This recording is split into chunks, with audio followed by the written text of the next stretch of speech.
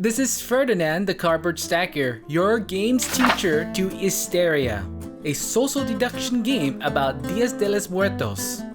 Hysteria is a game for 6 to 9 players that takes about 20 minutes to complete. You're watching a video rulebook, and this video is divided into chapters. Use the scrubber bar to jump right into the section you like to learn. You can also find the list of chapters below. If you have any questions or something nice to say, put it into the comment section below. It would also be a wonderful and tremendous help if you can give this video a like and subscribe to the channel. Thanks! In this game, there are 2 teams, the skeletons and the humans. If you're on the skeleton team, you need to find out who the humans are.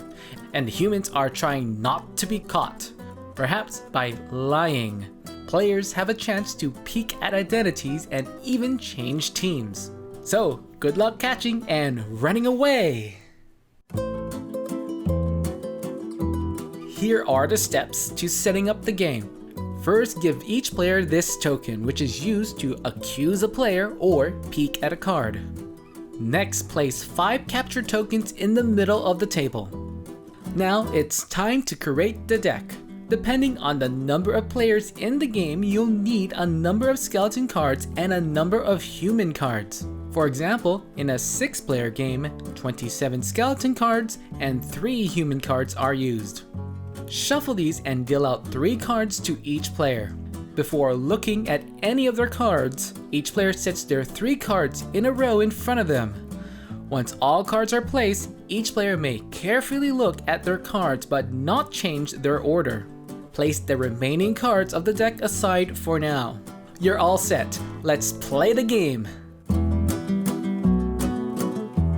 As mentioned before, there are 2 teams in Hysteria, the skeleton team and the human team. If you're on the skeleton team, you win by placing capture tokens on at least 3 humans. If you're on the human team, you win by evading capture using deception. The 3 cards in front of you will tell you which team you are on. The game ends at the end of round 3, or it could end earlier if all 5 tokens are used up. Which team are you on? If you have all skeleton cards, you are on the skeleton team. If you have 1 or more human cards, then you are on the human team. Note that you can change teams in the game and therefore change your objective. There are 2 phases of the game, the information phase and the capture phase. The information phase has 2 steps. First is to look. Each player will secretly look at a card in front of a player to their left and then place it back in the same position. Do this again, but with the player to the right. Second step is to pass. Each player now takes a card in front of them and passes it face down to the player to their left. The card players receive should be placed on the empty position of their passed card. If a card has a captured token, it cannot be passed. After all players complete a pass, it is time for the capture phase. Anyone can do this action at any time in this phase.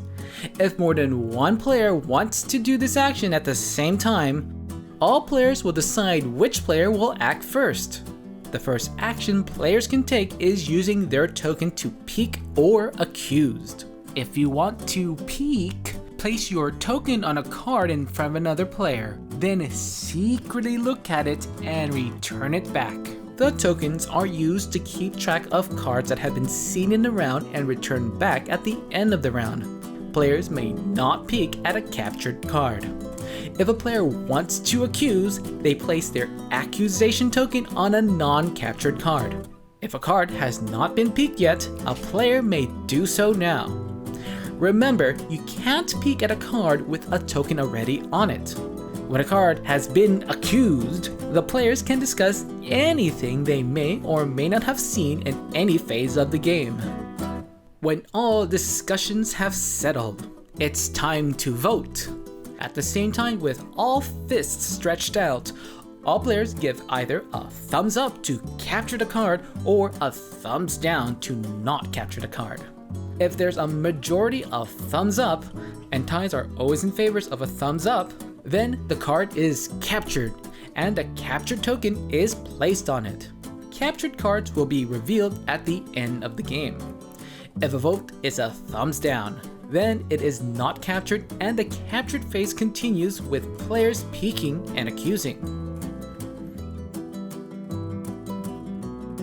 And here are some quick reminders. Each player may either peek or accuse once per round by using their token. They may never do both in a single round. Any one card can only be peeked once per round and accuse once per round. Once there are no players that want or have a peek or accuse token to use, it's the end of the round. First, return all peek and accuse tokens so all players have one. Next, deal out one card to each player from the deck. Each player places their new card in the rightmost position of their row. Now it's time for another round. If this is the end of the third round, it's time to see who won. Again, the end of the game is triggered when either all 5 capture tokens are used up or at the end of the third and final round. Now it's time for the big reveal to see which team is the big winner. Reveal each captured card, but never reveal the other cards. If 3 or more humans are revealed, then the skeleton team wins. Even if you have a human card that hasn't been captured, you win the game. If 2 or less human cards are revealed, then the humans win the game. Whether captured or not, if you have a human card, you win the game.